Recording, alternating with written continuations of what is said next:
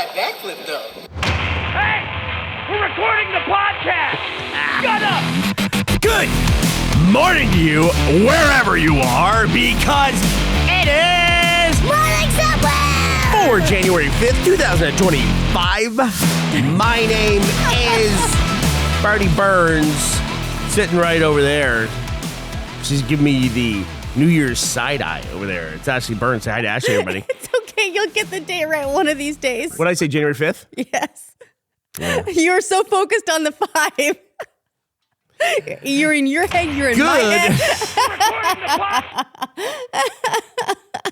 I was. Right beforehand, she was like, don't get the date wrong. Don't get the date wrong. That's right. No, I won't. I'm sorry. It's my fault. I put that in your head. No. I would have said 2024. It is January 3rd, everybody. It is the 3rd of January, 2025. Happy birthday, America. 2025 years old. And already this year is heating up. Who would have thought? How you doing, Ash? I'm good. I'm boarding a new drama train, Bernie, and this is not a drama train that I expected to be on. Is it the Blake Lively and the guys whose, I guess, name I never have to learn because he's going to get sued out of the industry? Is it those people? No, it's not that. That's one that I would absolutely see myself knowing everything about. It's Jason Baldoni. So they're like suing the PR companies now. They're suing the newspapers now. It's weird. So Blake Lively is suing him for harassment on set, and he has just filed a suit against the New York Times, who ran a piece about the lawsuit that she filed, claiming that the New York Times defamed him, relying entirely on her narrative and making him look bad. It's messy. This could this one movie could take down all of this like smear culture or whatever the fuck you want to call it, because everybody's getting sued everywhere in this thing. It's Justin Baldoni, by the way. Okay. Now you know his name. Learn. I don't think so. I think that people thrive on this stuff. What I'm saying is it's messy. They won't publish articles about it if the outlets are getting sued and the PR companies are getting sued. Those are the pieces once they get taken down. We're used to the people out front getting like hammered and everything else, but now the people behind the smear campaigns and who are making money from publishing all this stuff, they're all getting sued for high dollars. That'll take the whole thing down. I mean, I guess so, but how often are we talking about New York Times? We've reached peak gossip. Either that or they're all going to realize how much more people pay attention to their publication when they're involved in these dramas as well. Like, how often do we talk about the New York Times? We're talking about them right now. Did you read about the PR person who was like, couldn't believe she got dragged into this and she had to make public apologies? Yeah, she went on social media. This is really affecting my life, everybody. It's like, no, really, no shit. Welcome to the fucking party, pal. Well, one of the things that I found fascinating about her comments, and I'll see if I can find them and post them into the link dump, is she was like, no, we definitely didn't do anything like that because Reddit was already doing it for us. We definitely had all the plans in place. We knew exactly what we needed to do, but then it turned out they just did the job for us, so we didn't worry about it. Here's all the texts and everything else that somebody just turned over their phone to who I don't even know. Like, did they hand their phone over to Blake Lively? She just walked up on the street. Give me your phone. Give me your phone. Handle your bullshit. That's what she does. She moonlights. Go to court. She moonlights as a mugger. She's just going up to people at parties and going, give me your phone. Give it to me. So can you? They say now that when you're arrested, like, don't lock your phone and they can't get into your phone and don't do anything. And is it legal for a cop? Because I think I've seen this in some like arrest videos. Can a cop get your phone and walk up to you and Face ID you with your phone? And do you have to consent to that? Theoretically, I mean, if you think about it, like them pointing a thing at you wouldn't be a thing that you would normally need permission. There's no physical contact involved, right? Right. It's not like they're like holding your thumb on the thumbprint scanner, but they are then using your biometrics without your permission. Yeah, and I was going to say there's no law for biometrics, but you actually touched on one that we've had for a long time, which is fingerprints, right? We've had the ability to, take people's fingerprints as part of an arrest and keep a permanent record of one of their biometrics that we can use to track them in the future. Granted, it was like fingers in ink and on paper and on a like cartfiche somewhere in the world, And then they sent them off to your school principal, whatever, and go, this is going on your permanent record. A microfiche? Is that what that's called? Microfiche? What even is microfiche? Is that just like a fancy name for film that is only ever found in a library? I believe so. And you got to look in that big viewer that looks like a big TV screen to look at it. Yeah, that's what it is. It's just like a small film strip of pictures. And it's like how you would see really old versions of newspapers and things like that back before we relied on everything in the world being digitized. I feel like I should know what fiche means. Fiche. Like sounds like a French word. It sounds delicious. Microsoft. But okay, while you look that up, I'm going to talk to you about the drama train that I am boarding. Bernie, it's about chess. Oh, okay. Like I said, this is not a drama train I thought that I would find myself on, but here we are. Well, it seems to me, if I may, that peak chess drama was when a guy was accused of being at a tournament and he shoved something up his butt to vibrate in order to cheat. That, I think, would be the peak of chess gossip. Well, you're going to love this because someone involved in that particular chess drama is back again. Not the guy who was accused. This was a couple years ago. There was a chess grandmaster who was accused of using a sex toy to receive like remote like move advice or something like that. And it was a whole big thing at the time. But the guy who accused him, Magnus Carlsen, is back in the chess drama again. And Bernie, it's over denim. Oh, yeah, the guy got booted for wearing jeans to a tournament or something. Yeah, so this Or he said, fuck off, I'm not following your rules. I'm too much of a rebel, and he left the tournament. Right, he's the bad boy of chess.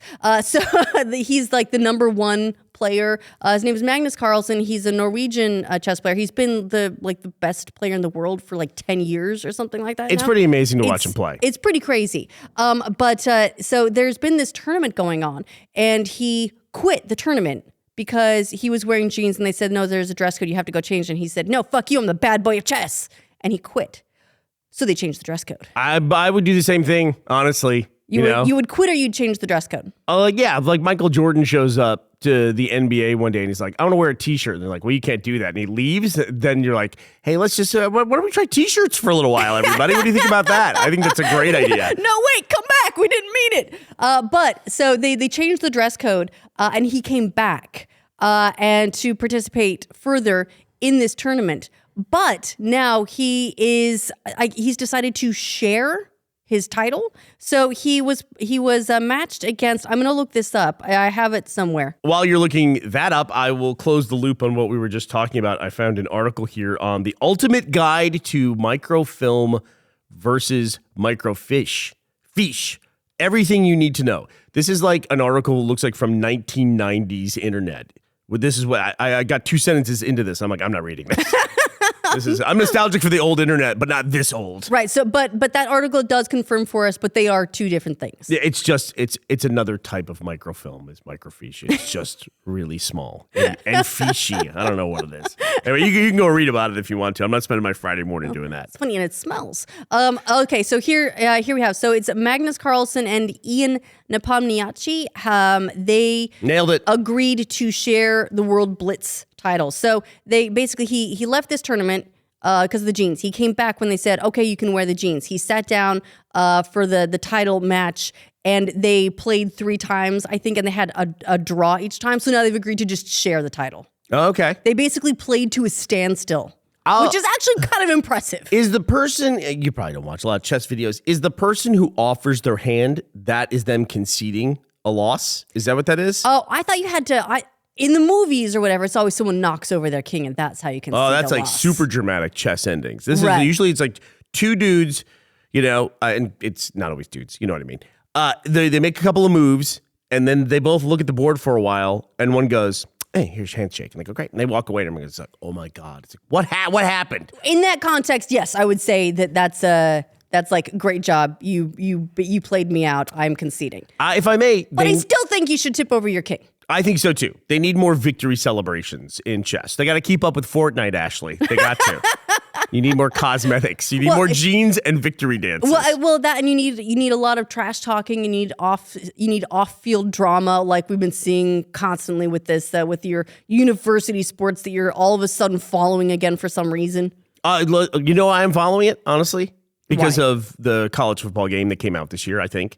because I got into it in the summer and I was like, Oh, you mean the game that you watched? yeah, that I was watching You would like these put it simulated on games. autoplay, and then you would just watch the games, and you got really into it. It's kind of crazy too because on YouTube, we were talking about the decline of NBA viewership, and a bunch of people in the audience pointed out that there's been a lot of people that follow the NBA, a lot of NBA influencers that have been talking about this, and they've all pointed to the fact that probably people are watching a lot of illegal streams because it's so hard to watch the NBA. And I was doing that last night because I couldn't watch the rescheduled Sugar Bowl between between Notre Dame and Georgia. And I couldn't watch that via the method I have been watching here legally. Thank you, Ashley, for finding that. You're very welcome. So I was on YouTube looking for a couple things, and I thought, oh, this is it. 3 different times I was like, oh, I found the game, and it was a Madden version of it. Like someone was just streaming the Madden game playing itself. But it looked realistic from like the thumbnail. And really, honestly, like the first 2 seconds I watched it, it took me a second to realize, usually when someone got up off the ground, that it was a video game. That's actually pretty cool that a game looks that good that it would fool me. Right. I remember in the mid 90s when you have all the heavy polygons, but you see the video game, you're like, oh my God, this is the best video games I've ever looked. This is so realistic. I can't even believe this, guys. But now it's really to that point where it can take you a few seconds to realize that it's not a real game. But that's now the sports version of the AI fake movie trailers for movies that don't exist. People just want views for whatever. I mean, it's so hard to find that stuff. It didn't matter. I ended up watching a little game cast while we watched 4 episodes of Squid Game. Oh, yeah. Once we got trucking on Squid Game season 2, we really got going. Which, by the way, once the squid showed up, that's what I'm saying. We were too much time to squid, basically. Right. Squid starts attacking everyone. We're on board. By the way, about that, we called it. Remember, so we were talking about how, I'm sure we're not the only people in the world who called this. Probably everyone has called this. But we were talking about how the 3rd season of Squid Game has already been filmed. And so hopefully we wouldn't need to wait all the way until the end of 2025 to see it. We would just see when Netflix has a bit of schedule they need to fill. Guess what? They found it. And it looks like this is subject to change because it may be that they leaked it themselves. So Netflix had put out a teaser, and it included a season 3 date of June 27th. That video is now, they've taken it down. Okay. So could be subject to change, could be a typo or someone wasn't talking to someone, or it's actually coming out June 27th, which is not a long wait from season 2 to season 3. I imagine that Netflix, when it comes to the release of Squid Game Season 3, they will apply as needed at this point. They will find the perfect spot to put that. You could get a month notice tops, and bam, out it comes. Right, and they know that everyone is going to watch it now. Also, you're giving me way too much credit for this. That was 100% you. I'm going to quote comedian Tim Robbins and say, I didn't do shit. I didn't help you in any way whatsoever with that. That was 100% you. That's not Tim Robbins. That's Tim Robinson. You know Tim what? Robinson. Same team. Same team. We're a team. We're a team. We're one giant podcasting team. no I in team. All right, wrapping stuff up here so we can get back to your chess drama, putting stuff up people's butts. Ohio State and Texas are going to face off to see who goes to the national championship. And now, because of last night's Notre Dame versus Penn State, Notre Dame beat Georgia. Thank God. So my early pick of Texas versus Notre Dame for the national championship is still very much a play. I think the Notre Dame side of that is much more reliable because Texas has to play Ohio State, who is currently the hottest team. Okay, so it's possible, but it's a long shot, especially on Texas's end. Listen, man, everybody deserves to be there, so we'll see what happens. You're asking me who's going to win? Texas is going to win it all. Why not? Sure. You know. All right. Look, you heard it here first. Absolutely. We called it. Yeah, you heard it here 851st. So. Well, I don't really have a lot left to cover on the chess thing because I think that it's just fascinating that you have this dress code war and then they agree to share the title. But I do have some gameplay related stuff. And that is a suggestion to you. There's a new game out that seems like it might be up your alley called Void Crew, which at first that was suggested in the subreddit as well. It's come up a couple times, which is why I want to surface it to you. Is it seems like it's very much a sort of it's a space themed 1 to 4 player cooperative roguelite, which puts me in mind a little bit of like a space Sea of Thieves / FTL. Haven't you promised me this game like 5 times? But this is specifically different than the last time I promised you that game, which was Jump Ship.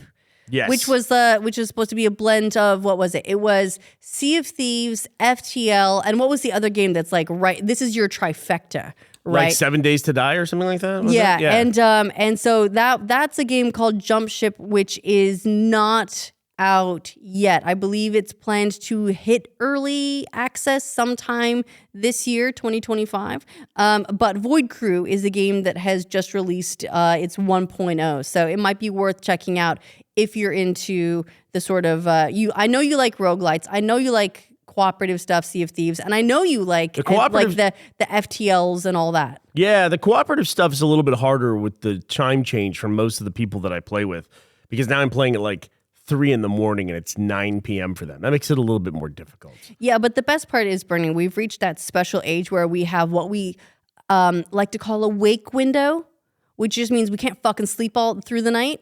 I don't know what has happened to us. It's a Victorian thing. Is this an adult thing? Is this a we're not getting enough vitamin D and magnesium thing? I don't know what it is, but we have a problem and we need to fix it. And that problem is we can't fucking sleep all night. I blame that guy from It Ends With Us. It's probably his fault. That's who I blame. Get on that, everybody. Get him. Either that or I need to like take the like vibrator out of my butt so I can sleep properly. Tell that again. Patreon exclusive. That clip alone for you. Yeah, I'm trying to. When you first talked about drop ship before, it was Sea of Thieves, FTL, and 7 Days to Die, which is like the perfect Venn diagram of everything. I'll be honest, I'm not looking for a new game right now. I'm really not. I need to like have just some game that I can play for like a little bit of time. I was talking with JD. Civilization 7 is coming out in early February. I think it's February 11th. We've agreed we're going to sit down and play it together in May. Well, he's got this last semester of university right now. Can you imagine if a Civilization game came out your last semester of university? That is a recipe for disaster. Yeah, no, that's trouble right there. He's staying away from it completely. I don't blame him at all. That's smart. But yeah, it's good to know you, that we've had this relationship, and now I'll hand you over to Civ 7. Yeah, it's been a good run, Ashley. We've had a really good one. I don't know, there's a lot of stuff about this one that people are not sure about. Like, one of the big things about the game is changing, like that you will, in different eras, either swap leaders in the middle of it or swap civilizations in the middle of a run. Yeah, your face that you just made. You guys can't see her face, but the face she made. It was a face that goes like this. Huh? Yeah, that's exactly what that face looked like. It sounded like. Yeah. Yeah, and then I have Severance coming up. I know I'm going to watch Severance. I know I'm going to watch the rest of college football, but I'm very busy right now. I'm busy, Ashley. I'm busy.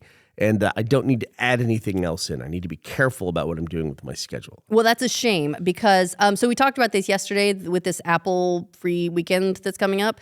And there have been a couple of additional shows. How the fuck did we miss Ted Lasso? I don't know. When we're talking about that. How did that not leap immediately to mind? Maybe because it almost like transcended. I forgot almost that it was even on Apple. It's just Ted Lasso. It's thing, right? But it is absolutely on Apple. And if you haven't watched Ted Lasso, you should. Also, it's kind of hiding in plain sight. If someone goes, hey, I really like sci-fi, you go, oh, have you checked out Ted Lasso? Star Wars? Have you thought about watching that one? That's true. But there's another show that I didn't know about that has come out on Apple. I'm going to read this, just a quick blurb about it to you. This is called Bad Monkey. It's created by Bill Lawrence, one of the creative forces behind Ted Lasso, and another very well-reviewed Apple show, Shrinking. And it stars Vince Vaughn as a one-time detective who's got a rough patch and is trying to get to the bottom of like why someone found like an arm or something. But it's basically I feel like what a description. Why did the guy find an arm? I don't know. Tune in to find out. Most of the premise, I'm like, okay, whatever. I'm already sold by relatable. By the time you got Bill Lawrence, and then like Vince Vaughn as a like former detective, I'm in. I'm already on board. I don't care about the rest. Somebody at these streaming services loves Vince Vaughn. Like he was in all 20 years of the Larry David show, Curb Your Enthusiasm, and then I've seen him popping up in streaming services all over the place. So glad to see Vince Vaughn still kicking it. Look, I mean, what's not to love? But there's a lot of really great shows. But that was one that came out to me, and also one that I'm probably going to try to watch is Slow Horses, which is another spy show. So you may or may not love it, but I've heard nothing but good things about this Slow Horses show, and I didn't realize that Apple is where it was. Oh, okay, fair enough. Hey, let's end on this. There were some like classic duos that all went off in different directions. Who do you think is a bigger star right now, Matt Damon or Ben Affleck? I feel like they've traded places a few different times since their debut in Good Will Hunting. I feel like they've both taken a little bit of a break from the height of the work that they've been doing. At the moment, if you were to say which one immediately comes to mind, I would say Ben Affleck, but only because of the divorce he's going through again with Jennifer Lopez. It's all gossip today. What are you going to do? It is all gossip. Look, this is what we do. We talk about the chess players. We talk about the behind the scenes gossip of rom-droms, and we talk about Matt Damon, Ben Affleck, and J-Lo. The weird thing was when the Affleck Batman was caught with a batarang up his ass, vibrating. That was a really weird scandal that happened. I don't think this is a hot take anymore, but you know what? I'm just going to come out. If I haven't said it before, I'm just going to say that Ben Affleck was a great Batman. I loved that take on Batman. Oh, he was cool. He's gigantic, man. He was huge. It was. Yeah. I liked it because, especially for that universe, it was a very like grounded take on what that sort of Batman would be like. He doesn't have superpowers. I like Robert Pattinson though too, don't you? He really armors up. Yeah, but again, I think of those as sort of different universes. Yeah, sure. And for the sort of world in which Superman exists and is flying around and destroying buildings, I felt like Ben Affleck's super armored up Batman made a lot of sense. I do think Ben Affleck was an astoundingly good Batman for having never been in any good Batman movies. You know, like it was a great Batman that never was in a good movie. I mean, I guess you could say that about a lot of Batmans, though. I feel like there's like Val Kilmer or like. You think Val Kilmer was a good Batman? I really like Val Kilmer. Okay, fair enough. Okay. And also, again, it's been so many decades since I've seen those movies that, like, I forgive the fact that both he and Clooney had the nips. I didn't care about the nips. It's kind of weird that I think only the Clooney one had the nips, but it's kind of weird. No, they both had nips. Did they really? I looked this up because I was looking for like the bat nips picture for a podcast thumbnail one day, and I was like, wait a minute, there's Kilmer with nips, and there's Clooney with. I think Clooney's were much more standouty. It was colder, chiseled. I know it's a different timeline at this point, but I wonder if Keaton had stuck around for the Batman franchise, or if he'd been allowed to, if that would have changed the trajectory of a potential DC universe. Like, would we have had that in the 90s? You know? Right, because it seems like the comic movies weren't doing that at the time. They weren't aiming for that. It's not what they wanted to be. No. But could it have started to evolve organically into something like that? Like, is there anything that's like Spider-Man for DCU, like a Splinter one that a Sony has, you know? Or is it all under Warner Brothers? And when did DC go under Warner Brothers? I should know that off the top of my head. But I wonder if that had been possible, you know? We'll see. I mean, at some point, like we're talking about the graphics fidelities of video games earlier. Movies are the same way. Like, you see movies like, there's some that really do hold up, but there's a lot of them that you watch at the time, you're like, this is incredible. This looks like real life. And how did they pull this off? And then you watch it 5 years later, 10 years later, you're like, yikes, that looks awful. Yeah, I feel that way about a lot of like early, like even like the Phase 1 Marvel stuff, looking at like the Avengers. I'm like, oh, yeah, okay. It really does. I see the edges. Like I could look past it at the time and it looked amazing. And now I see it. But then you go back and you watch like Jurassic Park or some of the early Pirates of the Caribbean stuff with Davy Jones in it and stuff. And it's just like, it looks amazing still looks amazing. Yeah, you never know what's going to age well and what's not. Yep. But we know overall practical is awesome. Yeah. By the way, is that the official pronunciation for that franchise? Is Pirates of the Caribbean? It's not Pirates of the Caribbean. I wonder if it has like different canon pronunciations for different parts of the world. People here cringe when we say Caribbean. Yeah, they do not like in the UK the pronunciation Caribbean. And it comes up more than you would think. because there's a lot of whiskey that comes in. They put it in rum casks at the end. Yeah, and they're called Caribbean editions. Or just from the rum industry, but yes. I think Caribbean rolls off the tongue a little bit better. Well, you know what it does? I like it because it gets the word out of the way faster. It does. It rolls. Let's move it along, guys. We don't need to just hang on the word. It's very American. It's a smooth transition. All right, Ashley, who are we rolling off the tongue today? Speaking of smooth transitions, I would like to thank Alex and Riley Mobs for sponsoring this episode of our show at patreon.com/morningsomewhere. All right, well, that does it for us this weekend. I don't even know what day it is anymore. January 3rd, 2025. Nailed it. We are going to be back to talk to you on Monday. We hope you all will be here as well. Bye, everybody.